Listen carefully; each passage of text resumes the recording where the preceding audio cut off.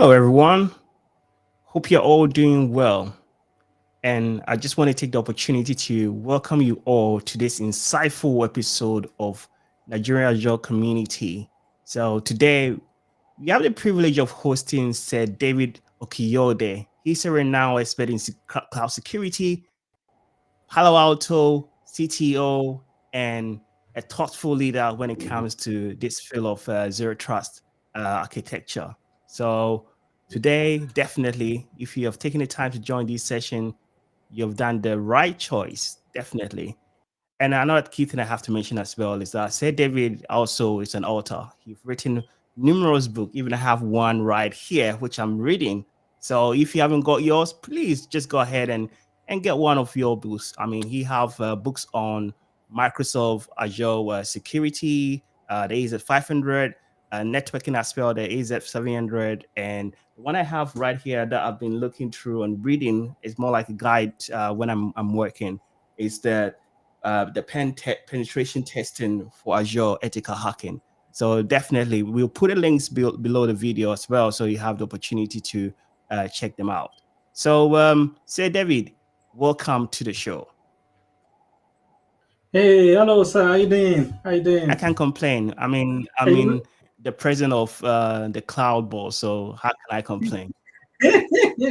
And also, don't no forget the goat. problems at You all. promised me that the goat farm you have, you're going to deliver 5 bars of goat to me. I'm waiting for that. You know that there's a popular African proverb that I heard when I was growing up. So the saying is, they said, because you didn't quickly catch the thief, then the thief turns around to say hello to the farm owner. So because I didn't quickly say that, then you Yeah, I have to. you turn around to quickly You have to say it to first. Yeah. quickly turn that at me. No, good to see you again, Sir Coffee. Good to see you again. So I'm not sure. I mean, if people are looking for evidence of the person that has gold, I tell you, in the midst of this inflation, somebody that's bold enough to have two kids in the midst of this, that says that's it for me. Like if I hear that, I know who the boss is. So good to see you Yeah, again, good to sir. see you again. So I know nowadays a lot of businesses are embracing and also being transforming and migrating their workload to the cloud. So I believe these zero trust have become a key element that they need to worry about because at the moment the security is not just at one specific parameter like the head office or the branch office. So their workload is all around the place. So Mm. it's going to be exciting for us to see how this zero trust paradigm is actually being embraced by companies. So definitely we're looking forward to this session. Yes, sir. Definitely looking forward to it also. All right. So I do Yeah. have a few questions that I want to ask you based on these zero trust methodologies that is going on. Right. But let's start with the fundamentals. So what exactly is zero trust approach that everyone is talking about these days? Okay. So no, thanks very much for that, Sir Coffee. So zero trust. If I put like this a simple definition, right? It's really about modernizing a security strategy for many organizations. So because it's sort of become like a marketing term that people throw around, zero trust this, zero trust that, anything you get now has the label zero trust on it because the organizations are looking for that particular term and it gets a lot of click through from a marketing perspective. But in a very simple sense, it's just about modernizing security strategy, modernizing security frameworks to meet the demands of the modern threats that organizations face. So that's my short answer to what zero trust. The longer answer to that is we have to go a step back to see how technology has evolved over the past few years. Right. So the world that we live in now, in all respects, including in the technological aspect, it's not the same world as in the early 2000s or before the early 2000s. It's a different world, right? So technology, number one, it's not static. Yeah, we know technology has never been static, but the innovations are quicker than we've ever experienced before, ever. Like I looked at some stats sometime like about 3 weeks ago or so. I was doing some work and I was looking up some stats. And one of the very interesting things was people were comparing like how long did it take us to get to, let's say, 100 million like mobile users in the world? Like how long did it take us? And if I try to remember, let me see if I've got like stuff. So it's something like okay, yeah, it's like about 16 years to get to 100 million mobile users in the world. And you take like 100 million internet users to get 100 users connected to the internet. That took about 7 years, to get to that. And then social media, Yeah. with Facebook and all that stuff, they said it took like about 4 years to get to 100 million users. And now, of course, Yeah. with generative AI and ChatGPT, they're like, that was just two Right. months, right? So something that took like Facebook like 4 years to get to, like within 2 months. So essentially, what that means is that the world is different. The technologies are rapidly being innovated on. So we have all this rapid innovation, but also the user base adopts newer technologies quicker. That's what that tells me, right? So people are not afraid to try ChatGPT because it's new. Like Facebook, we're all like, I'll see, I'll give it like about 2 by 4 years, 2 months. People jumped on it. We live in a world, like Sarkozy has like two amazing kids. They're doing things with the phone that could have probably taken us probably weeks to figure out when we were their age. Right? You're like, how did they know how to do that with the phone? How to stop that and how to bring this one up and how to do other stuff? We're living in a world where many people grew up with technology and they're not afraid to adopt new technologies quickly. But of course, we know from our industry, Sarkovy's industry also, because Sarkovy is also in cybersecurity, is that these technologies don't only bring benefits, they also bring threats. The attack surface has changed, right? In the past, you just, I just need an endpoint security solution and a network security solution. Well, you got mobile devices now that's connecting to corporate data, right? Talked about generative AI, we have people copying corporate data into ChatGPT to summarize for them, right? So an attacker can get to that data by going through ChatGPT, not even coming through your network in any way, shape, or form, or even attacking like your user devices in any way, shape, or form. So we have a rapidly growing attack surface with more complex threats that we're dealing with. Many organizations are still approaching security from the perspective of endpoint security, network security. That's what zero trust is meant to address. Is to say, hey, wake up. You need to shift your strategy from a perimeter focused lens. You're looking at things with the lens of perimeters. We're not living in that world anymore. We're living in a world where things are ubiquitous everywhere. You've got mobile devices, people working from home, people connecting to all sorts of Wi-Fi, people using software as a service applications, hundreds of them or thousands of them to process corporate data.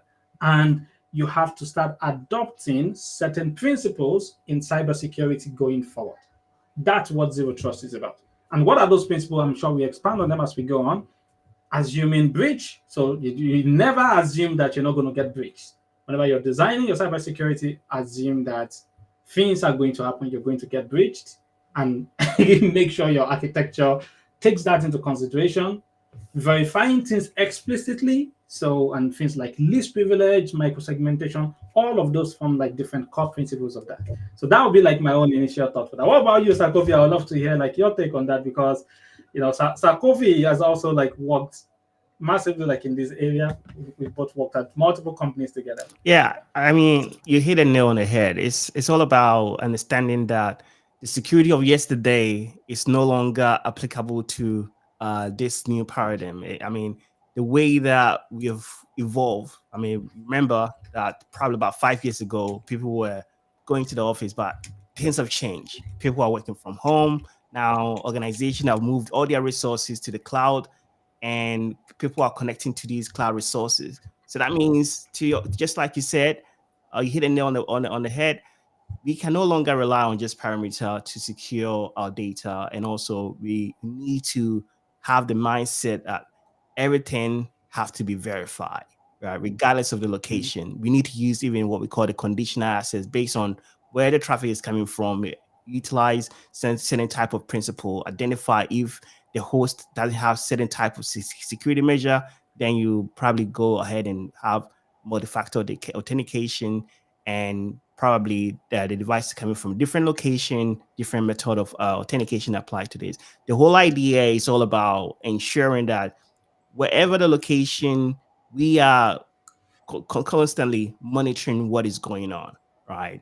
And I like the idea what you mentioned, that I mean, the time where people are the way people are adopting technology have really went higher than ever, and it's the rate is higher compared to in the previous Yeah. years, because nowadays Yeah. everyone is aware of Yeah. these type of technologies, right? So we always want to take advantage of the brand new technology, and it come up Yeah. with its own sort of like disadvantages, like you mentioned.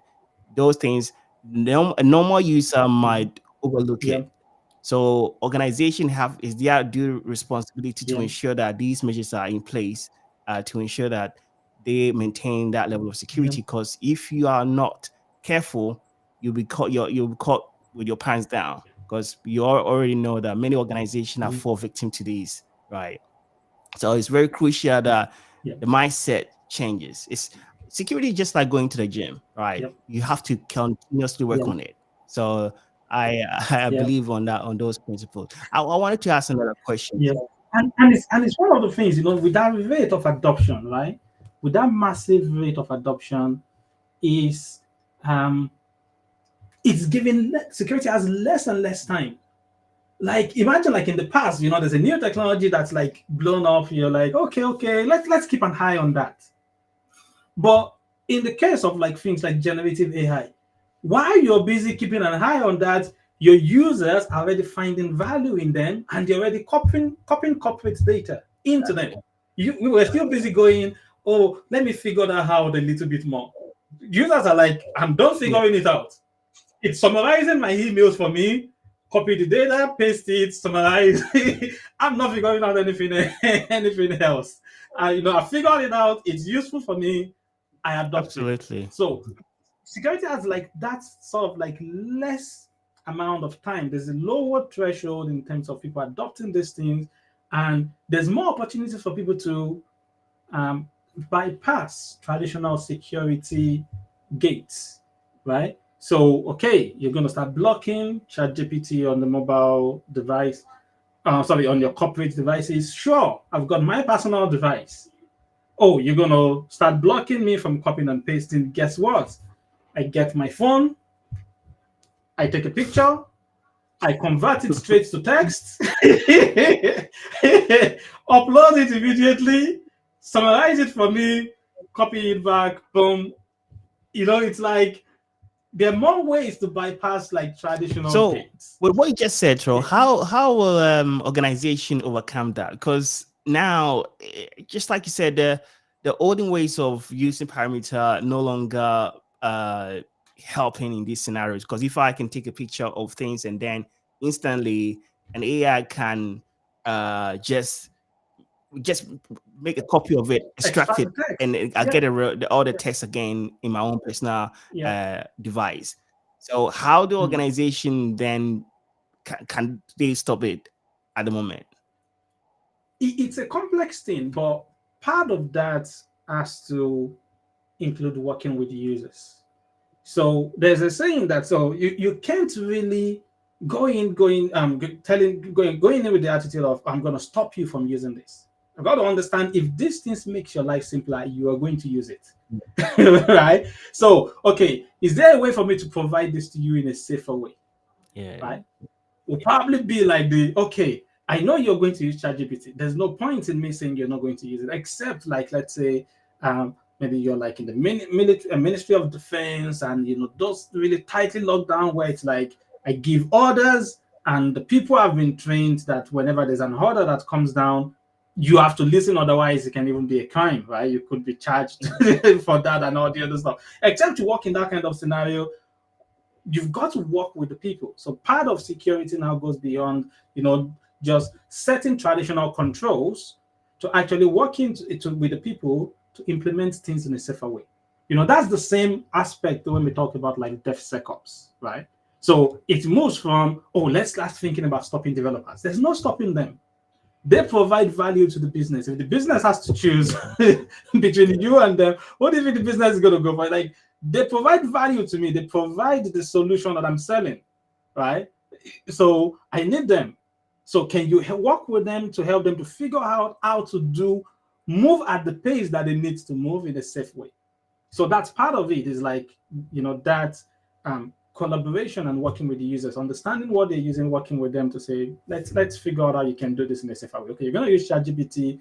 Okay, let's make sure you have MFA enabled when you're using that. There's a corporate version that we could use. Okay, maybe there's Azure OpenAI could we peradventure leverage that instead of going through this other one where we can essentially have more governance over the data and some of this other stuff. Absolutely. I think another key is most often that organization might overlook is they have to know that the users can be more like the weak link when it comes to security. So if they do not educate the users on exactly what you just mentioned about implementing certain type of security measures, right? But they as an organization obviously have to employ those measures so that it's easy for the users to adopt them, right? So to your point, working alongside with the users definitely will help to improve things rather than just trying to put a block on certain things. But if you do, at this modern world, they more likely will find another way. Ways like even like Sarkozy's like son, I'm sure, is already figuring out ways to bypass and all sort of like controls that. Exactly. He's like, okay, I mean, that's like the nature of humans, right? That's not something that you can really like control, you can really deal with, right? As humans, you've got like this desire to figure out ways to bypass things, right? It's like I remember like when I was young, so my dad has like this, like at a video player, right? Like play video players and everything. And he was concerned that, oh, we're going to be watching TV all the time and watching, movies all the time. So he only bring out video player in the living room on weekends, and during the week, he's going to put it in his wardrobe and have it locked up. He probably doesn't know till today that we figured out a way we figured out ways to get into that wardrobe and get that video player out when it's not when it's not around. He probably didn't know that, but we did. We figured out a way to get into that wardrobe and get that video player, and we watch the movies. And by the time we comes home, we are with our books. People are going to figure out. So you got to work with them and say, okay, you're going to be watching video. Let's work together. So when I come back home, this assignment needs to be done. Right? So let's figure out how we can do that in a better way, where it's sort of like a win-win versus a, I give the control, I give everything, and then you just follow my orders. Thank you, sir. That's very inspirational. I wanted to touch on the firewall. Obviously, people are moving away from the perimeter firewall, but another keyword that keep coming up a lot these days is what? The next generation firewall. So as firewall evolve, right, over many years, can you explain what separate a modern next generation firewall from the traditional firewall? What are the key capabilities, for example, that are adding on these next generation firewall? I'm obviously with the traditional way was more like a basic packet filtering. So what are the advantages that are we seeing with these next generation firewalls? Yeah. Oh no, thanks very much for that. So next generation implies that there was a previous generation. Something came before next generation. What was it that came before next generation? Was the first generation, second generation firewall technology. And the thing with those, and we're talking here, Sakofi, we're talking around like the pre-early 2000s, right? The 1990s, pre-early 2000s, that was the era of the first generation, second generation firewalls. They were mainly focused on addressing security threats for that time. And what were those security threats? We're talking about security threats on layers 3 and layers 4 of the OSI model. So we're talking about the network and the transport layer, right? The IP addressing and the port layers. That was what we were focused on because that was the threat that was popular then. You have like your servers and then someone connects to it, and they're like, oh, we got to find a way to block you so that when you connect from an IP address that we don't want, we can stop it. And that was revolutionary. Those were the threats that they were facing then, in terms of like on the stuff. And that was what, you had, like you said, you had packet filtering technologies. Then you had like stateful firewall inspection, companies like Juniper, where it's like, oh, you can have your firewall in a single row. You don't have to write firewall for outgoing traffic and for ingoing traffic. We're going to maintain the state. So like, oh, that's like unique. That's revolutionary. Then you had like those technologies to address again threats at layer 3 and layer 4. But then as the digital innovation evolved and grew, then post early 2000s, we're talking about mid 2000s and above now, then you started hearing, terms like next generation firewall come up. So that was actually a term that was coined by Gartner, based off of the company that I work with, Palo Alto Network, what part of like those initial core pioneers of that. And the whole idea about that is we need to take network security beyond this layer 3 and layer 4. We need to make this technology to be application aware. We're having all these application threats, all these web application attacks, and all these attacks that's coming from the web layer. But the firewall doesn't know anything about that. As long as the IP address is allowed, that's all it knows. So bringing application awareness into the firewall technology, that's part of what's called next generation firewall. And then post mid 2000s, new players began to enter the industry. So you had players like Checkpoint, Fortinet way before that. And you had players like, just as if you remember, Astaro. You remember Astaro? You remember Astaro, right? Yeah, absolutely. Yeah, that was like the previous like version before it became like the support suite. Exactly. Yeah. So you had Astaro, and those players now began to come in, and then you began to have more features being incorporated. So, apart from application awareness, maybe capabilities around, let's see, maybe identity awareness, for example, right? You had like being able to recognize identity, things like web protection, maybe with some TLS inspection. Then post that, we began to have like things like AI integration or machine learning integration, where you're using machine learning models to identify those threats. Now, IDS, IPS, identifying when vulnerabilities have been exploited and being able to detect and then prevent those vulnerabilities from being exploited based on signature patterns. So all these, if you look at them, they are focused more on the application layer. And that's why they call like next generation firewall, addressing threats beyond the network layer, right? And then having technologies that address threats at the higher layer in the OSI stack. Right. So it sounds like the next generation firewall aligned closely with some of the core zero trust principle, like the least privileged access and micro segmentation. Can you walk us through how features like you just mentioned, application inspection and identity awareness, allow these firewalls to enable zero trust control? Yeah, for sure, sir. So if we take a step back to just look at it, zero trust and what zero trust means, we said it's about modernizing your security strategy. Or we said there are certain principles that are the foundations. So those are the foundations of zero trust. And what are those principles? Number one principle is you have to verify explicitly. What that means is you have to go beyond just using IP address to verify that, oh, I can trust you because you have the right IP address. That's not sufficient anymore. You have to look at all the signals that you can look at to verify whether access should be granted or not. And what that means is you have to expand that beyond even like the network. You have to look at the user identity. So when we had like features like, firewalls being able to recognize the identity of the user, where this connection is coming from, that becomes important because that becomes another signal that you can use to determine whether access should be granted or whether access should be denied, right? So maybe looking at even things like the health of the devices where the users are connecting from. I'm sure Sakofi remember, like, when at Sophos then you had like the two-way connection and talking. Remember, between the device, between the endpoint and the network. And that was like a part of that, right? So essentially trying to use an additional signal to determine whether access should be granted or not. Let's look at the health of the device. Let's get to the endpoint to give us this information.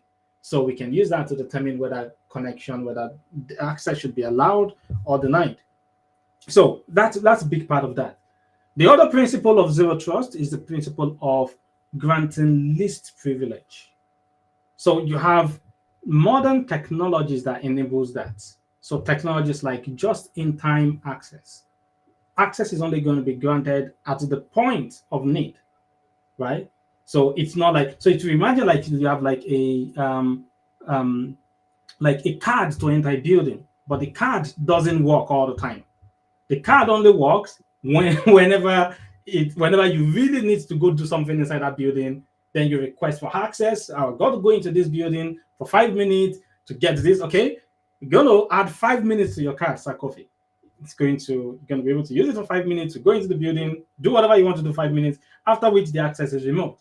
I mean, we see that Sir Coffee, apart from being a gold investor, is also into like all this fintech and all this financial innovation. I remember you were talking to me once about like these virtual cards that people use, like virtual payment cards. So people generate cards to just use to make one payment, and after that, the card essentially goes away, right? So which is again like that's pointing to like you're only able to use it for whatever access that you need at that point, after which it goes away. So you're beginning to see a lot of that also in like modern firewall technologies, where you can request for access through a firewall to say, allow this IP address access to this endpoint for 15 minutes. And after 15 minutes, the firewall can revoke that. So you don't have to have rules that are always there, right? That are perpetual.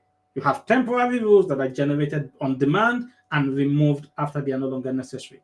So that's part of like the principles of zero trust, of least privileged access. And of course, the third one, which is assuming breach, which is around micro segmentation, making sure that even if a breach were to happen, the impact is reduced as much as possible if a breach were to happen. So we're going to assume that something will get through. And let's make sure that things are properly segmented. Sometimes, that's done from like a smaller subnet perspective. You have the zone-based firewall where you can create smaller zones and allow access between these smaller zones. But then even taking that further to where you can even do that from a single endpoint to a single process within another endpoint. So because the firewalls have become application aware, some of them allows you to be able to use some of these technologies to grant access to a single process if you even need to.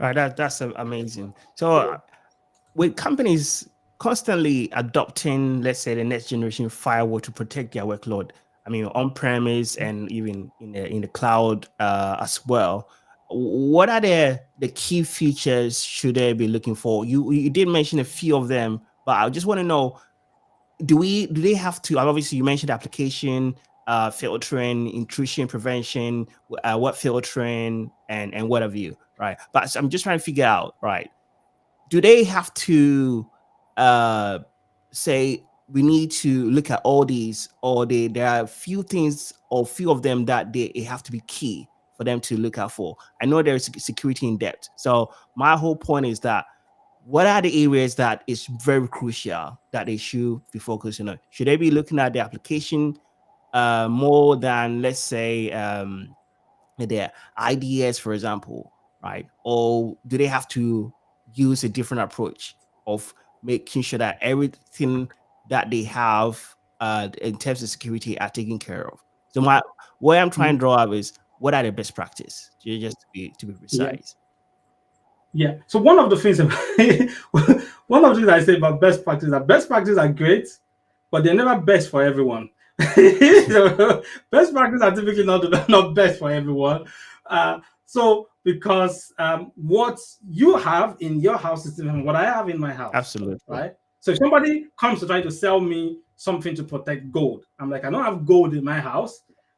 Go to Sir Kofi. He's got gold. He's got tons of gold in his house. So Sir Kofi has tons of gold, and so that's sort of what we're talking about. So best practice sort of like varies. So the starting point is take an inventory of what do you have to protect. What are your most prized digital assets, right? Um, and what's that attack surface area like? For many organizations, they have users that are connecting externally to websites.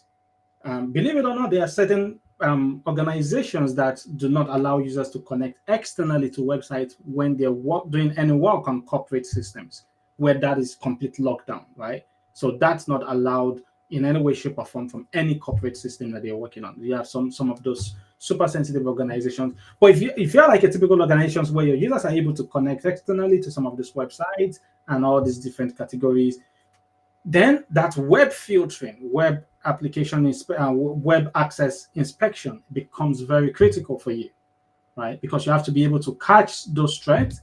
Number one, from a visibility perspective, you have to be able to understand what your users are using. So, like in the case of generative AI, what generative AI are my users even adopting to start with? So I can start that conversation internally to say, oh, I can see that 15 of you are going to this invoice generating AI website or marketing team. You seem to be going a lot to this image generating, video generating AI website. Okay, maybe we need to start having a conversation in terms of, do we need a new corporate application to fits that use case that can allow you to do this in a sensitive way, sorry, in a secure way, or do we need to put some level of control around the existing one that you're using so that you're able to adopt it in a way that doesn't put the organization at risk. So one has to take like that perspective of what exactly do we have as a critical digital assets, and really now then go and then build on top of that and then go from there. If I think Sir David just dropped off, so it should more likely connect again momentarily. So just bear with us. So I hope you all enjoying this wonderful session and you're learning from this. I'm definitely learning from this, so I believe you're all doing the same as well. So let's just give it a moment for Sir David to join. that was a copy. Can you? Yeah, I can hear you. We lost you for a moment. Okay, this is a bit strange. So, Yeah, oh, okay, you can yeah, see that me. was strange. I'm not sure what happened. They just dropped off. Apologies for that. I know it's at all. Yeah. Okay. What was I talking about before Yeah, you? so I mean, you are actually on the way organization have to prioritize certain type of assets, and also they have to look into the organization to really understand those specific resources and what are going on in the environment that will help them to implement the right solution for let's say zero trust and protection of their workloads. Yeah, yeah, exactly. So that's sort of like the perspective that makes sense to me. So I won't say like there's like a zero, like there's like a blanket like solution for every organization, because for there will probably be like things that are common amongst different industries. So maybe along like the finance industry, the health industry, because they're doing a similar sort of business, sort of applications, and the sort of threats that they're facing is common. So there'll probably be different sort of like templates and different best practices to implement for All different right. industries. What's your thoughts on that, sir? Yeah, I mean, I was just going to ask. So that means with industry, they have to look at the industry they are in and what sort of attack they are more like prone to, or what are the bad actors trying to do? What are the threat actors that are really targeting that organization? And then they can use that more like a template to protect their resource. Yes, exactly. So, and that's a very important Eh, approach to doing that. So, one of the things that women organizations have messed up with, like in the past, is again trying to adopt a model that does not really apply to them. Right. So, I like the way I saw like a nice diagram. I love the diagram because it really highlights like some of this. It shows like an organization with this. So they have like all these different areas that they need to protect, and they had like this huge fortress along this particular area, and they were focused on that. That there was like a little door that was just open on the side. Sorry. And if there's anything about like attackers that we know of, is they look for the path of least resistance. Yeah, That's absolutely. why the whole point of zero trust comes in. You're busy focused on the firewall. You've got to update the firewall, have all these network rules and all these principles in place, and do all of that stuff. And then of all this endpoint, they're like, okay, I'll just send a phishing email to your users. They'll click a single link, and I mean, he's like, forget like all of this So stuff. they bypass everything. Exactly. Get the user to click a link, and boom. I mean, they forget all of this other bypassing and doing all this stuff. So that's one of the stuff is that one has to really look at things from a perspective of, okay, what do I really care about? And you used the term earlier in terms of defense in depth, right? So what you care about, you still want those solid controls around the things that you care Yeah, about the well, most. okay. Why still having distributed security across all the different ways that people could get to that those assets that you care the most about. Yeah. Even I think what you just said bring another subject of whereby now as it's more about looking at identity as one of the areas where an attacker can exploit nowadays. Right, it's no longer about your perimeter; it's about their identity itself. Because once they are able to acquire the identity, that's game over. If you're not actively monitoring those identity, because I mean they use a phishing to get a user to click on something. They Yeah, manage to, let's say, get the user's details. Now, what are you going to how are you going to protect yourself against that? That's yeah, the question, right? yeah, What are you looking? Are you actively monitoring the dark web for any leak password of your organization? yeah, Are you using the zero trust methodology to identify whether the attacker or the user is all of a sudden logging in from China or logging in from uh, let's say Tokyo, logging from Ghana or some other places. All yeah, right. So I think the identity piece yeah, now become a crucial element here. yeah. And Uh, let me share something with you, Sir Coffee, because you mentioned something about identity. So I'll share something with you very quickly. So I'm not sure if you heard about like the recent midnight Blizzard attack on Microsoft that was successful. So there was a recent midnight Blizzard attack. Let me share my screen very quickly. So it should come up. So yeah, you can see my screen, I right? can see a screen. Yeah. So that oh sorry. So that got let me add that back. Oh, sorry, I'll just add that back here. Oh, why doesn't it like my Okay, it's now okay, yeah. clearing up. Yeah. Okay, so the Midnight Blizzard attack, if you look at it, so this happened to a multi-billion dollar company. This happened to Microsoft, where the threat actor was able to read the emails of Microsoft executives. Wow. How did they get in? Was it by doing some sophisticated attack, bypassing network protections, and doing memory dumps and doing fuzzing and all this other stuff? No, single password spray. That was the entry point. Wow. Like many organizations, they have a test environment, they have a corporate environment. Their test environment. How many organizations do you know, Sarkofi, that have identities in a test environment with MFA configured? Not many. Because this environment, they will just say, okay, this is not a priority. Boom, they're in. Legacy test accounts without MFA, password spray, boom, they're in. Once they're in, oh, this test account seems to have permissions over an OAuth application, boom, hijack that. Oh my God, this application has some access in corporate environment. Natural movement. Let's move. Oh my God, it has permission to read and write all within the directory. Oh, this is gold. Don't create an Entra ID account, grant it consent, create a service principal that can read employees' email information, start reading Microsoft executives' emails. This is interesting because I mean, with test environment, you're more likely will overlook, but if they're able to move into another network altogether, another environment altogether, that's really bad. Yes. Yeah. Yeah.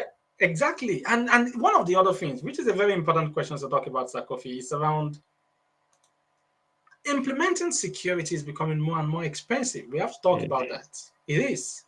So because now you think about it, like for many organizations, if you don't want to implement MFA, okay, yeah, thankfully, like my like in the case of Entra ID, MFA is now been made free, but it's only free if you enable it for everyone. So you can't do piecemeal enablement. You have to enable it for everyone and everything. And for many organizations, that could be a pain, especially when you have accounts that you want to reserve for recovery. In the case of, let's say, you accidentally lock everything out and Yeah. MFA stops working, you have at least one or two accounts that you want to exclude from Yeah. MFA, right? So that you can recover your environment. That's or something. Yeah, the break glass account, right? So you probably don't want to enable it for everyone. That's the only option that you have. It's like, hey, if you're poor, enable it for everyone. Like to your point around best practices and break even our best practices by Yeah. enabling it for everything, including your break glass account. Or you've got to pay that money and do this. Now you've got to think about it. I don't have got like two test accounts. Now I've got to pay like that amount for like, my test environment. I've got to pay this for this other environment also. Not very many organizations can do that. So creativity is needed in that, of course, in terms of adopting like some of this. I just So wanted to share that.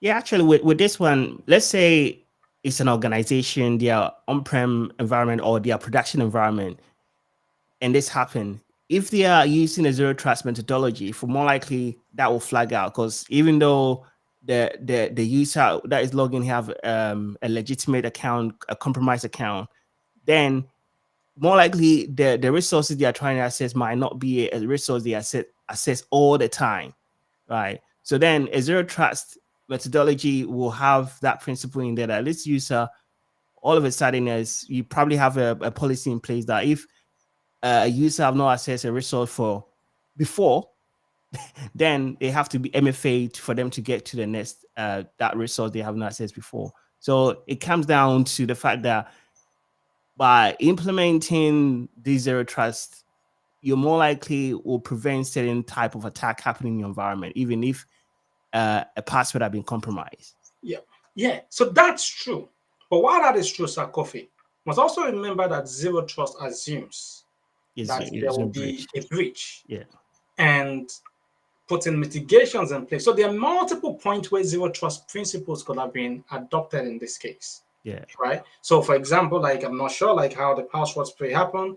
Did that happen in a case like to your point where maybe like the initial access maybe came from a common IP address where it didn't get Yeah. flagged as oh this is suspicious. But if you even look at like the whole thing, you see that the attacker here has been also very creative. They didn't just go and start accessing things directly.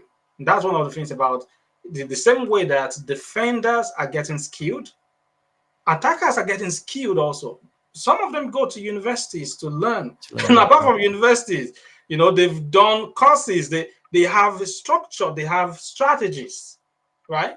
So, like, I'll give you like an example. You reference like the book on pen testing, Azure, and so on. So, one of the things that we mentioned there is establishing persistence. When an attacker gets into an environment, typically a skilled attacker is not looking to just go get something. They're looking to put in ways to persist. So because they're assuming that my current channel will be broken very soon.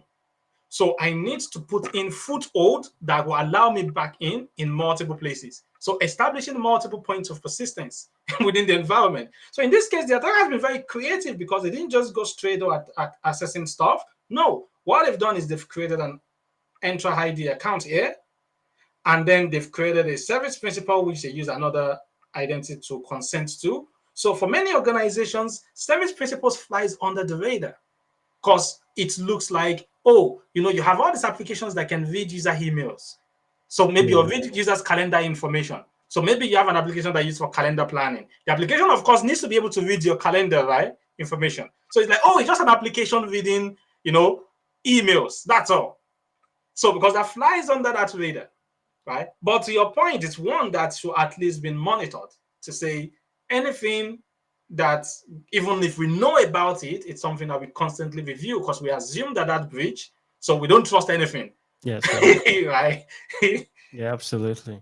I mean, with this, right, it would bring me to my next question. So preventing lateral movement is so critical, especially in cloud environment. Can you share some firewall rules or policy best practice for probably micro segmenting traffic between, let's say, Azure resources and other, let's say, workloads? Yeah, it's a very complex thing to do. Um, because I'll tell you why it's complex to do, Sarkofi. So, and I'll still give like some suggestions, but I just want to establish why this is complex to do. Because in many cases, you start trying to apply certain policies and principles, it begins to defeat the very purpose of the cloud, which is you have an environment where developers can explore and be creative and come up with creative solutions and creative architectures to solve business challenges. Now you have something where every tiny move that they try to do, they're being restricted. That defeats the purpose of rapid innovation. Rapid innovation means give me freedom. It's like, oh, Sakofi, you look at like your little boy, you're like, oh, I want you to rapidly, you know, like, oh, Dad, I'm just going to go play some, try things out. Do not go over there. Do not touch that thing. It's like, it's like two completely opposite paradigm, right? Which is why, like the principle of when you're thinking about lateral protection, can't just be about policies because you can end up defeating the original purpose. It has to be about rapid detection. Protection. All right. How can we rapidly detect anything that's suspicious that goes out of the ordinary? Not necessarily about blocking people. It's like, okay, let people have freedom to innovate, but can we put in different ways for us to rapidly detect? AI comes in this, collecting all the logs, being able to search through that, identify patterns of regular usage, and then being able to identify when something is unusual. I give you an example of like um, one of the techniques that one of the Palo Alto Network Solutions Prisma Cloud uses when it comes to like preventing things like container workload hijack and using that to move laterally. So instead of going from the perspective of establishing policy and stuff, it goes from the perspective of once you deploy a container workload, you can start a machine learning process which learns the normal behavior of that containerized workload. So it's more like learning the baseline to Exactly. Yeah, exactly. over So a period of time so that it knows what is normal. exactly. So once it learns that baseline, then anything outside that baseline is going to alert to that. So that way, if the developer has added maybe a new innovation where that needs to talk to an API, all they just need to do is make a call to that API and say start relearning. So you can trigger the relearning and say, oh, I've added new API, will start relearning. And then once you've done some of the processes that uses that API, stop the relearning. Now it's learned that. And then anything outside that, so it goes. That way you're not stopping them you're just giving them a little bit more work to do in terms of once you've implemented a new innovation, make sure you trigger a learn and relearn. So that way anything that's outside what you're innovating about, let's say an attacker comes in and they don't know any of these, and they begin to make API calls from that containerized workload that we're not expecting, then we can go, okay, why is that flagging? Let's go speak to and say, are you expecting your workloads to be making an API call to key vaults trying to read all the keys or something like that? So one can just go from the place of locking things down. Sometimes again, that zero trust takes us away from that mindset of locking to also rapid detection, collecting logs, sorting through them. AI becomes very, very important in helping security do a lot of this, but also being able to rapidly detect and then rapidly stop anything that's out of the ordinary once you've detected it. Amazing. So it looks like monitoring is key to these security or these landscape that we are in at the moment. Yeah. Constantly monitor. And I can see that many organizations, many of the security organizations are going their way to acquire SIM engines to ensure that the data that comes in, they are stored in the SIM, and then they use AI, machine learning, to continuously assess those traffic to see the needle in the haystack to identify what are the key things that are unusual, Yeah. so that they can probably do threat hunting, other stuff like that. Yeah. Yeah, to your point, sir. So you're right, Sakofi. Data data, security is data-driven security now.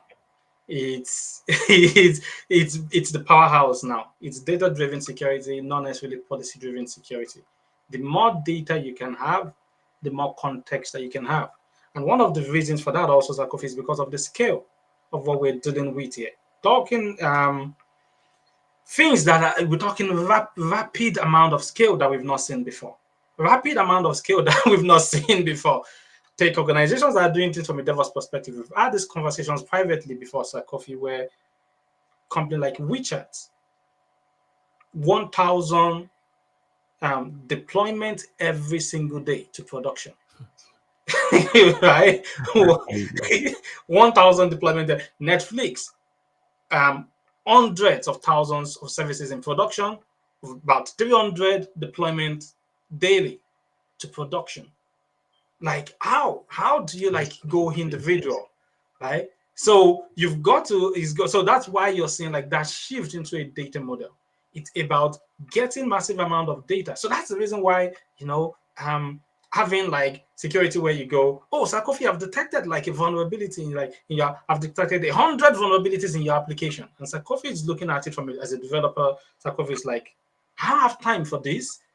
Right? I've got to go deliver this application for the business for us to get, some productivity for us to get revenue. I've got to go deliver this capability, and now you're surfacing 100 vulnerabilities to me. That's not sufficient. You have to be able to give me the context and help me to understand which one really matters, right? Which one is like, this is the one that really matters. And for you to be able to give me that context, it takes data, right? So you have to be able to look at multiple data points, like, verify explicitly, like we talked about with Zero Trust. Look at multiple data points and help me to identify out of all these thousands, these are the 5 that actually really matter, because I don't have the time to be going through 100 vulnerabilities. That's right. Yeah. Wow, this is amazing. I think we only have 5 more minutes, so I'm not sure if you have any other thing that you really want to add to what you just went through with us. No, nothing for me. But I'm interested, like asking, like Sakovi, in terms of like what you're seeing in terms of like the shifts in security these days. Anything that's like catching your interest in sort of like cyber security, cloud security, in the area of security, AI security. Anything that's like jumping out to you as like, oh, this is an interesting shift in the industry. Because you've been in the industry for how many years now, Sakovic? I think getting close to 10 years now. Wow. You're a veteran. Sakovic is a veteran. Yeah. I think to your question, the shift I've seen is more about what we've been discussing, distribution of workloads, whereby nowadays the workloads are all around the place. And even what you said, the last question that I asked you, the answer that you provided, the pace of deployment, the pace of innovation, right? Now, you mentioned that 1,000 deployment of like, let's say, containerized environment within a split of just a day, right? That's normal. In the past, you probably would see big organization doing that, but nowadays even smaller organization are deploying that at that scale as well, right? So that have really changed the way we look at things. To your point, the data become an integral element here, right? But if you are not really looking into these data streams to really understand what is going on, it's a problem. So the shift I've seen nowadays is also companies are adapting XDR. I mean, more likely they have realized that they need to ensure that all the source of their data from different endpoint, different solutions, firewall, cloud, wherever they have resources, they want to consolidate all of them right into one area where they can observe everything. Because when an attacker is attacking you at these days, it's not just about, let's say, I'm just to focus on one area. You more likely you see the connection from different areas. If you are looking in a holistic view, that means you are looking at every data source that connect to that resource, building up a picture to see where the path is coming from, right? That's one of the key areas that I've seen, because let's say 5 years ago wasn't like that. 5 years ago, when before COVID, people were more focused on what is coming in at my perimeter level. But nowadays, if you're just looking at that area, you're missing a lot other areas of surface that an attacker can explore. Mm. Right. So these new technologies that I've seen to be a problem, but with the current AI that is coming to play, right? We all love what it does, right? I bet the bad guys are also smiling, right? Yeah, Yeah. exactly. Yeah. But now they are also coming up with a better way of attacking, right? You are Mm. asking it to provide write this and that. They can Yeah. also use it equally to be more creative and come up with more complex form of attack. Right? Mm. You might be thinking, oh, if I type this in let's say chat GPT, like let's say develop the malware, it's not gonna develop it for me. But you have to understand that their state sponsors. They are also creating their own type of AI LLMs as well, Yeah. right? They have Yeah. no guardrails. There's no fair what a Yeah. fair playground here, Yeah. right? Yep. They are Exactly. after what they're after, right? Mm. The tools they can use to acquire what they need to is going to be crazy the next 5 years, right? Yeah. So I think Yeah. that's why I think most organizations are now trying to ensure that the solution that they are providing is well integrated. It's not just more like a distributed, whereby there are multiple solutions that they have just cooked together. We want to make sure that those tools can identify, let's say, the parameter, the firewall, the endpoint side, the cloud resources. So I've seen organization like I know Apollo, they'll have all the solution under one umbrella, right? Mm. And all of them are working together to see these things, these attack happening, right? Mm. So that's the world we are in at the moment. Your solution have to be integrated. All your security in depth, all of them have to talk to each other to understand the complexity of the new attack surface that that attack we are in at the moment. So Yeah. that's one of the key things that I've noticed that since I joined the security or the cybersecurity world, things have changed. Organization that are constantly iterating seems to be the constant players. Because if you don't, Mm. you'll be out of the game. Mm. Yeah. Yeah.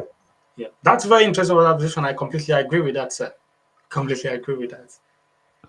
Right. So, Sir David, thank you so much for taking your. I know you got a busy time, a busy. You're always busy. I always see that. You are constantly writing books. You are constantly making content.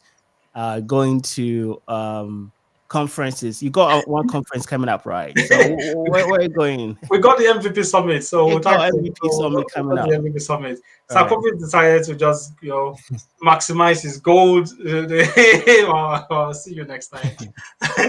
All Yeah. right, so thank you so much. It's been a wonderful session. I've learned a lot from it, and I know the audience have also learned a lot from these sessions. So, um, bear in mind, whatever we've run through, continuously have that security at the back of your mind that if you solutions, regardless of wherever it's located, you always have to think about zero trust, right?